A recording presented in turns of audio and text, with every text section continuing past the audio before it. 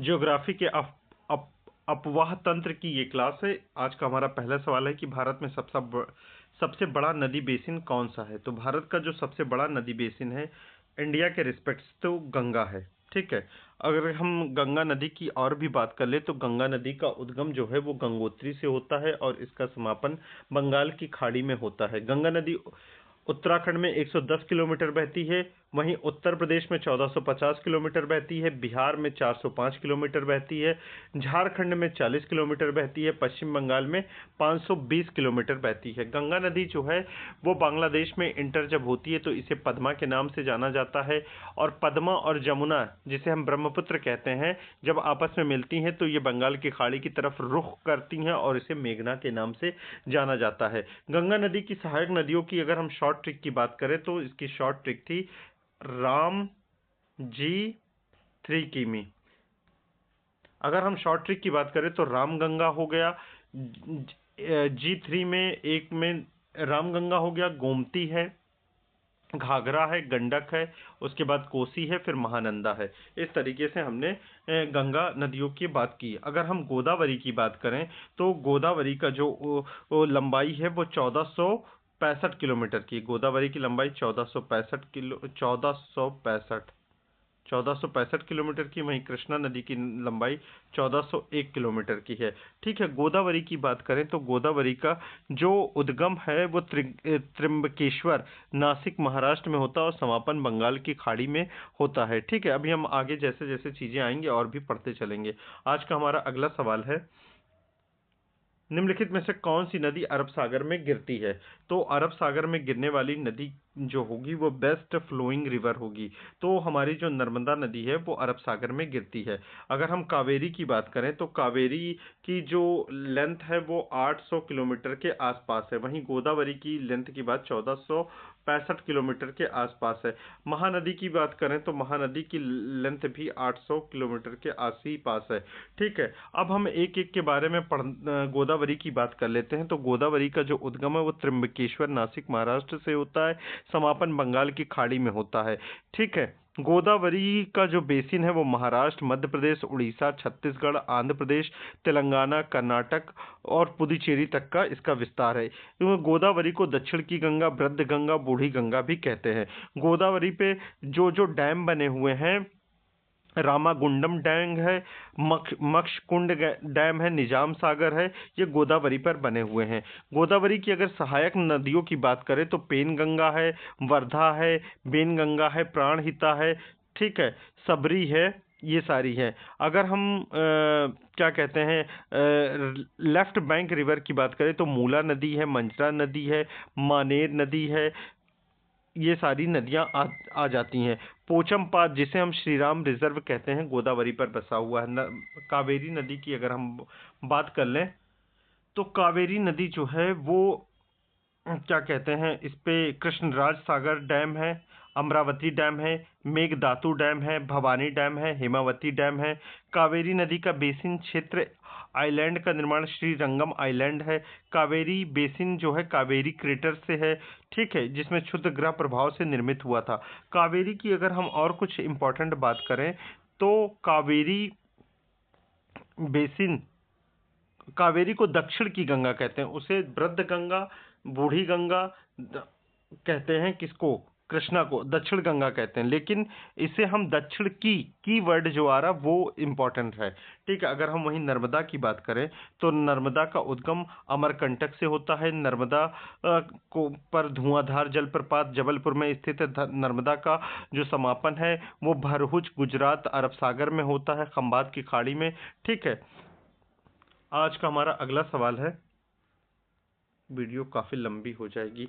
डेट्रोइटिक अपवाह तंत्र किस प्रकार के शैल संरचना में विकसित होता है। डेट्रोइटिक अपवाह तंत्र की अगर हम बात करें तो डेट्रोइटिक अपवाह तंत्र जो है वो समरूप शैल में निर्मित होता है। आज का हमारा अगला सवाल है कि नर्मदा नदी किस भ्रंश घाटी से होकर बहती है। तो नर्मदा नदी जो है किस भ्रंश घाटी से होकर बहती, तो विंध्य अमरकंटक से नर्मदा नदी का उद्गम होता है। ठीक है, मैकॉल श्रेणी लगती है और विंध्य भ्रंश घाटी नहीं, ये कुछ हाँ विंध्य से होकर बहती है। सतपुड़ा की अगर हम बात करें तो सतपुड़ा इस तरीके से, ये विंध्य है, ये फिर नर्मदा है, फिर ये सतपुड़ा है, फिर ये ताप्ती है। इस तरीके से रिवर बनी हुई है। ठीक है, आज का हमारा अगला सवाल है कि भारत में रेडियल अपवाह तंत्र का सर्वोत्तम उदाहरण है। तो भारत में रेडियल अपवाह तंत्र का जो सर्वोत्तम उदाहरण है वो अरावली पर्वत है, रेडियल अपवाह तंत्र का। ठीक है, अमरकंटक पठार से अगर हम बात करते हैं तो नर्मदा नदी रिवर का उद्गम होता है। छोटा नागपुर पठार से दामोदर नदी का उद्गम होता है। ठीक है, आज का हमारा अगला सवाल है कि गंगा नदी का उद्गम स्थल कौन सा है। तो गंगा नदी का उद्गम स्थल गंगोत्री है। ठीक है, यमुना नदी का उद्गम स्थल यमुनोत्री है। आज का हमारा अगला सवाल है कि कौन सी नदी भ्रंश घाटी में बहती है। ये काफी इंपॉर्टेंट सवाल है, कौन सी नदी भ्रंश घाटी में बहती है। कई बार एग्जाम में ये पूछा गया है। तो भ्रंश घाटी में बहने वाली नदी का नाम नर्मदा है। कोसी नदी, जिसे हम बिहार का शोक कहते हैं, कोसी नदी। ब्रह्मपुत्र नदी, इसका उद्गम जो है चेमायुंगडुंग ग्लेशियर से होता है, जो कि कैलाश मानसरोवर में स्थित है। तिब्बत में इसे सांगपो नदी के नाम से जानते हैं। जब ये अरुणाचल प्रदेश में आती है तो इसे दिहांग दिबांग के नाम से जानते हैं। जब ये आसाम में आती तो इसे ब्रह्मपुत्र के नाम से जाना जाता है। और जब ये बांग्लादेश में एंटर होती तब इसे जमुना नाम से जानते हैं। जब बांग्लादेश में गंगा एंटर होती तो उसे पद्मा नाम से जानते हैं। जब जमुना और पद्मा आपस में मिल जाती हैं तो आगे बढ़ती हैं, उसे हम मेघना नाम से जानते हैं। गंगा नदी का उद्गम हम जानते हैं गंगोत्री हिमनद से होता है। गंगा नदी की सहायक नदियों की शॉर्ट ट्रिक हम जानते हैं कि रामजी 3 KM है। और राइट बैंक की जो ट्रिब्यूटरी है उसकी शॉर्ट ट्रिक यशोदा है। या फॉर यमुना, सा फॉर सोन, दा फॉर दामोदर। दामोदर जो है हुगली की सहायक नदी है और हुगली जो है वो गंगा की वितरिका या सहायक रिवर में आती है। आज का हमारा अगला सवाल है कि भारत में सबसे लंबी नदी कौन सी है। तो भारत की जो सबसे लंबी नदी है वो गंगा है। गंगा की जो लंबाई वो 5,2525 किलोमीटर की है। वहीं अगर हम यमुना की बात करें तो 1375 किलोमीटर के आसपास इसकी लंबाई है। ब्रह्मपुत्र नदी की अगर हम लंबाई की बात करें तो ब्रह्मपुत्र नदी की लंबाई 2800 कुछ किलोमीटर की है। लेकिन भारत में बहने की बात करें तो भारत में ये 950 किलोमीटर बहती है एरिया में। ठीक है, गोदावरी की बात करें तो गोदावरी की जो लंबाई है वो 1465 किलोमीटर के आसपास है। गोदावरी का उद्गम जो होता है वो त्र्यंबकेश्वर नासिक महाराष्ट्र से होता है। ठीक है, आज का हमारा अगला सवाल है कि ब्रह्मपुत्र नदी भारत में किस नाम से जानी जाती है। ये गलत क्वेश्चन हो गया कि यहाँ पर होना चाहिए था सांगपो नदी भारत में किस नाम से जानी जाती है। तो सांगपो नदी को भारत में ब्रह्मपुत्र नाम से जानते हैं। जब ये बांग्लादेश में एंटर होती है तो इसे जमुना नाम से जानते हैं। बांग्लादेश में गंगा को पद्मा नाम से जाना जाता है। लोहित नदी जो है ये ब्रह्मपुत्र की सहायक नदी है और अरुणाचल प्रदेश में बहती है। आज का हमारा अगला सवाल है कि ट्रेसिल अपवाह तंत्र का विकास होता है। ट्रेसिल अपवाह तंत्र का जो विकास है वो वलित पर्वतीय क्षेत्र में होता है। ट्रेसिल अपवाह तंत्र का विकास वलित पर्वतीय क्षेत्र में होता है। वलित पर्वतीय क्षेत्र कहाँ पर है।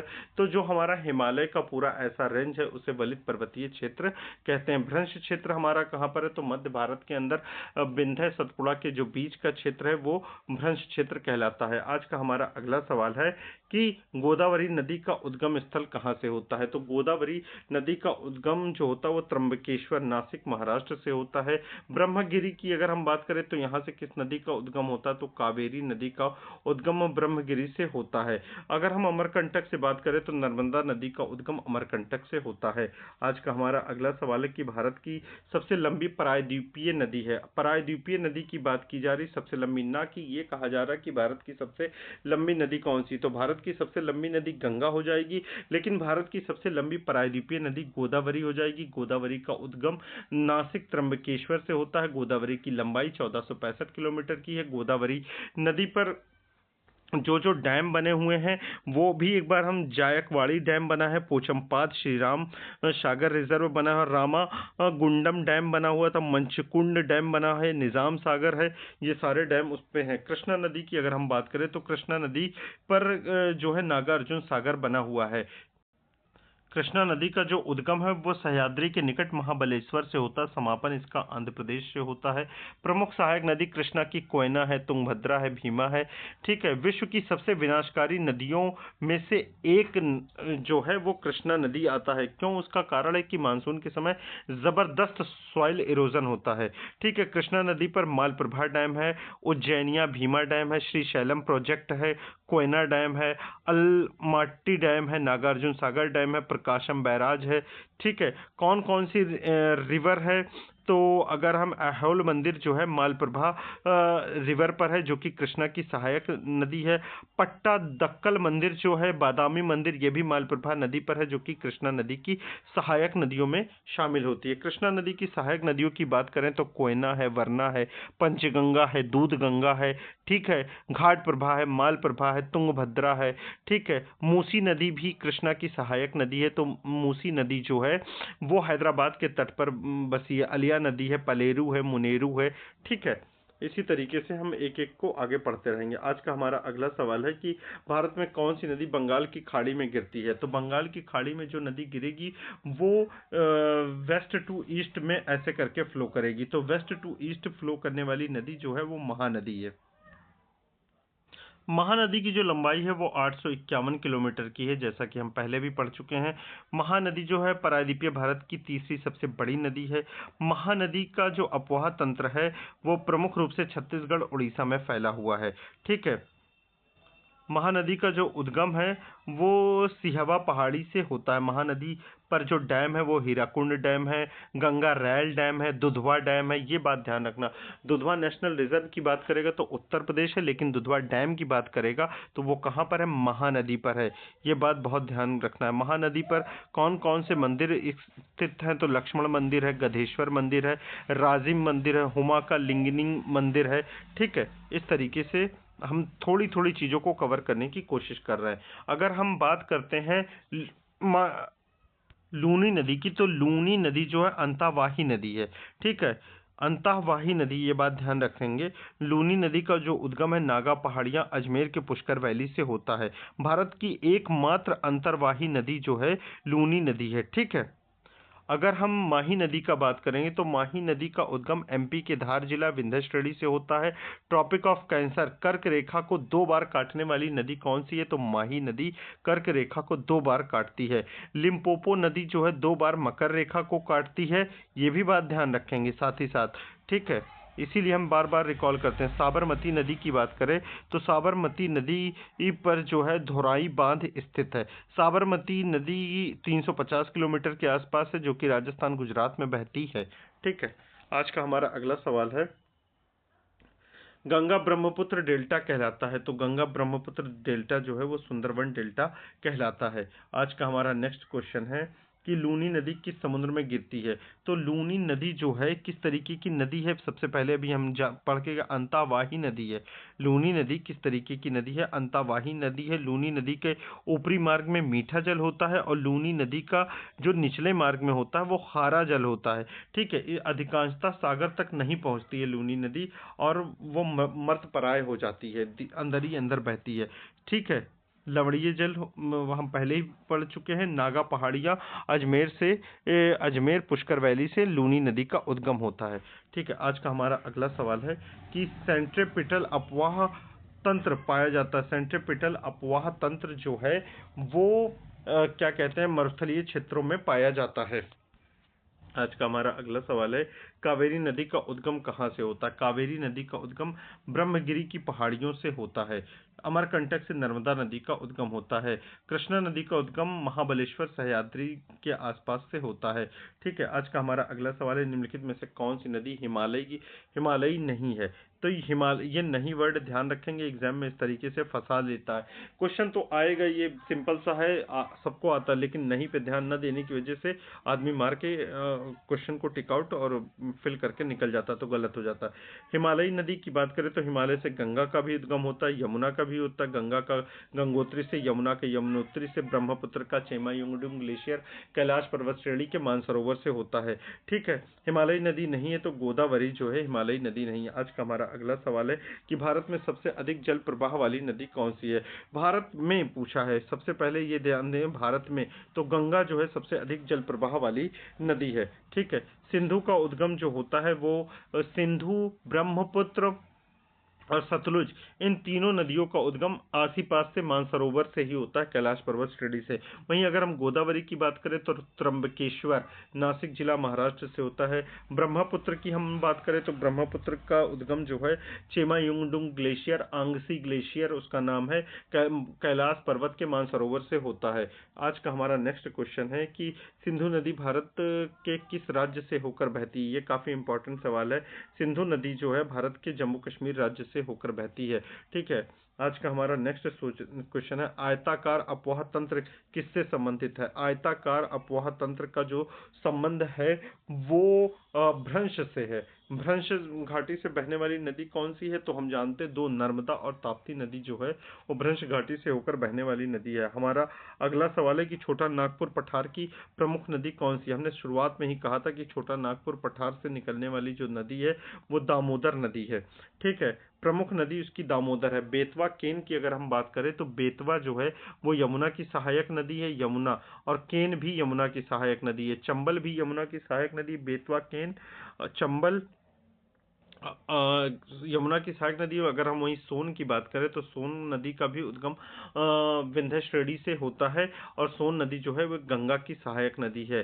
ठीक है, पटना में आके गंगा नदी से मिल जाती है। आज का हमारा अगला सवाल है, सोन नदी किसकी सहायक नदी है, तो सोन नदी जैसा कि हमने पहले पढ़ा गंगा की सहायक नदी है। ठीक है, आज का हमारा नेक्स्ट क्वेश्चन है कि भारत में डेल्टा रहित प्रमुख नदी है। डेल्टा रहित पूछ रहा कि जो डेल्टा से रहित हो। ठीक है, तो गोदावरी डेल्टा है बनाती है, कृष्णा डेल्टा बनाती, महानदी डेल्टा बनाती, नर्मदा जो है डेल्टा का निर्माण नहीं करती, नर्मदा नदी एस्चुरी का निर्माण करती है। ठीक है, नर्मदा नदी का उद्गम अमरकंटक से, विंध्य श्रेणी के अमरकंटक से होता है। नर्मदा नदी फ्लो करते हुए गुजरात के खंभात की खाड़ी, अरब सागर में जाके गिर जाती है। आज का हमारा अगला सवाल है, किस नदी को बिहार का शोक कहा जाता है, तो कोसी नदी को बिहार का शोक कहा जाता है।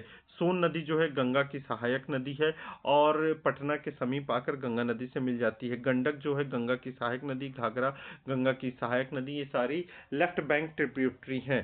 ठीक है, आज का हमारा अगला सवाल है कि महानदी का उद्गम स्थल कहाँ से है, तो महानदी का उद्गम स्थल सिहवा पहाड़ियों से होता है, अमरकंटक से नर्मदा, महाबलेश्वर से गोदावरी, त्र्यंबकेश्वर,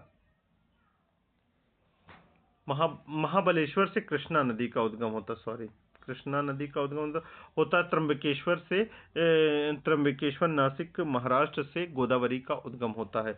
आज का हमारा अगला सवाल है, भारत की सबसे छोटी नदी कौन सी है। ये बहुत इंपॉर्टेंट सवाल है और कई बार स्टेट के में पूछा गया है। तो भारत की जो सबसे छोटी नदी है वो अरवरी नदी है।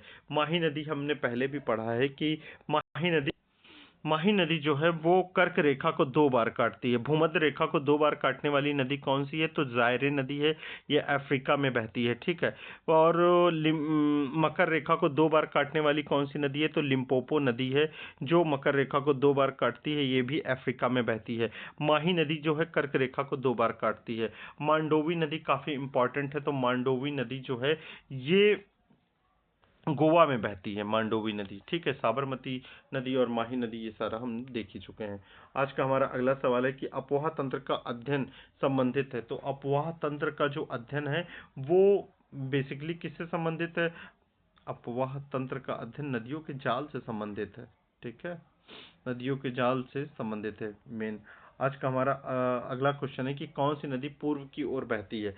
अब हमें ये जानना है कि पूर्व की ओर कौन सी नदी बहती है, तो नर्मदा जो है पश्चिम की ओर बहती है, ताप्ती पश्चिम की ओर बहती, माही भी पश्चिम, तो पूर्व की ओर कावेरी नदी बहती है। ठीक है, आज का हमारा अंतिम सवाल है कि भारत में नदी जल का प्रमुख उपयोग कहाँ किया जाता है। भारत में नदी जल का प्रमुख उपयोग जो है वो सिंचाई में किया जाता है। क्लास आपको पसंद आई तो चैनल को आप सब्सक्राइब करिए, क्लास को आप लाइक करिए, अपने दोस्तों के बीच में ज़्यादा से ज़्यादा शेयर करिए, कमेंट्स करिए और